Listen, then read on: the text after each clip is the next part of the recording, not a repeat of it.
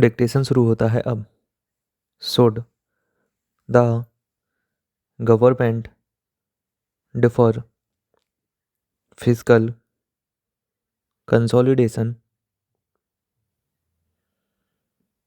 Further और stick to its schedule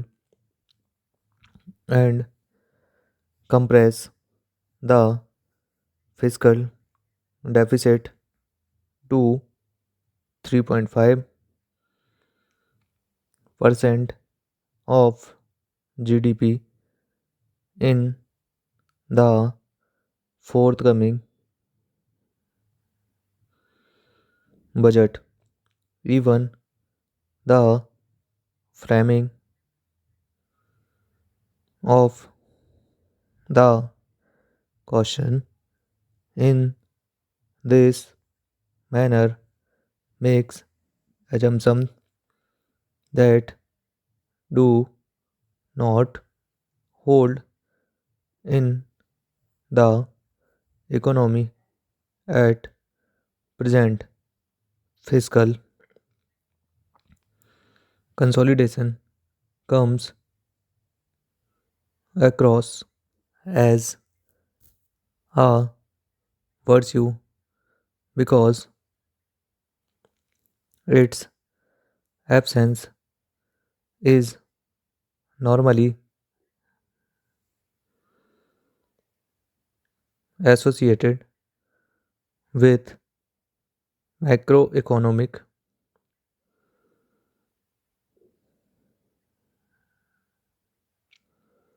imbalance, but the current conditions are not normal. The world economy is in torpor. India's internal investment story is not even sound and furry. If you leave aside some e commerce firms, credit grows at a snail's pace, spare capacity exists in most consumer goods sector, obviating investment infrastructure. Investment is hostage to debt crippled firms. The state sector has to act to boost investment. That is the basic macroeconomic imperative. Why is a fiscal deficit not desirable in normal times? Because it makes a demand on private sector savings that competes with the private sector's on demand to finance its investment, leading to excess demand that spills over as inflation and a wider current account deficit in a situation in which the private sector's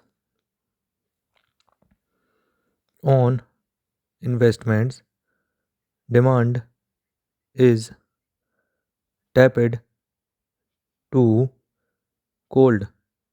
There is little danger of public borrowings competing with private borrowings for the same quantum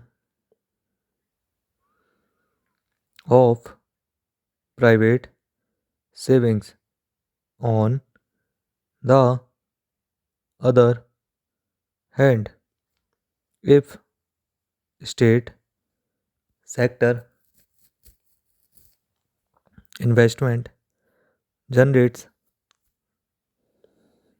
new demand, it could crowd in fresh private investment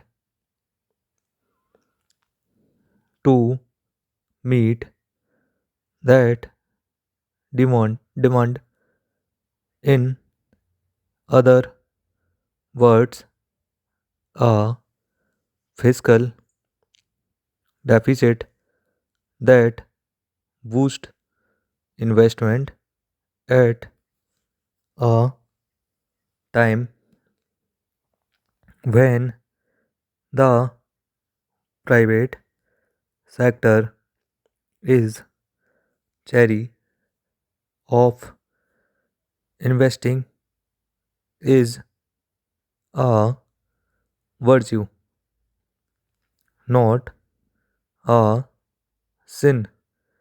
This is not to say that the government should not try harder to cut back on wasteful subsidies by employing direct benefit transfer wherever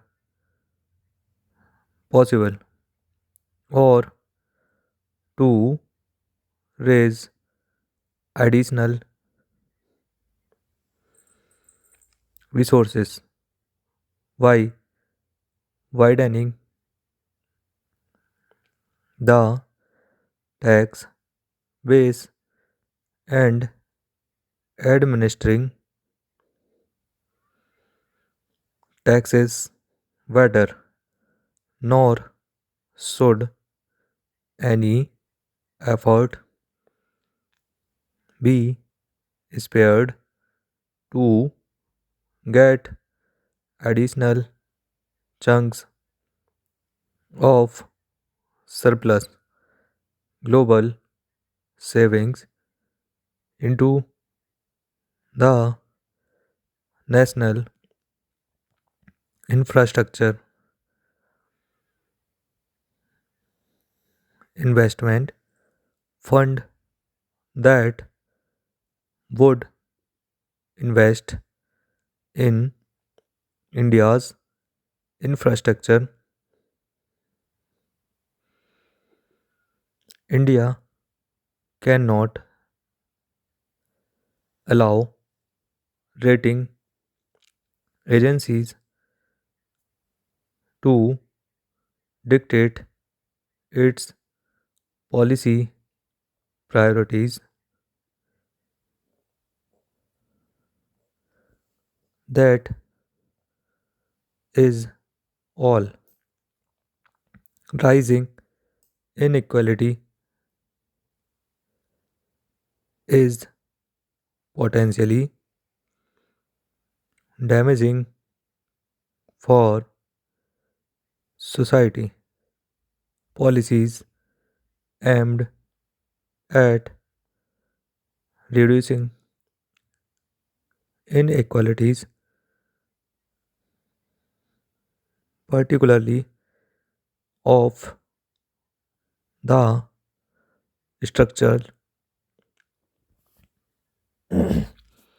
structural kind that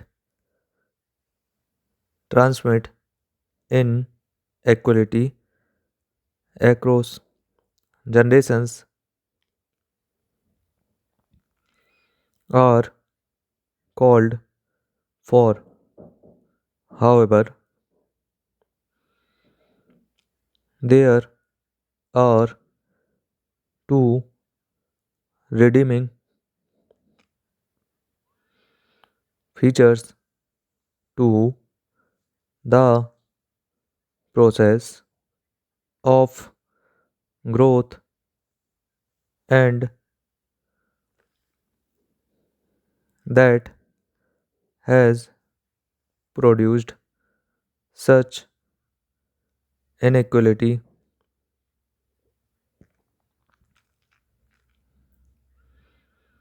Those amassing wealth in the developed world are also voluntarily spending fortunes on philanthropy in areas once considered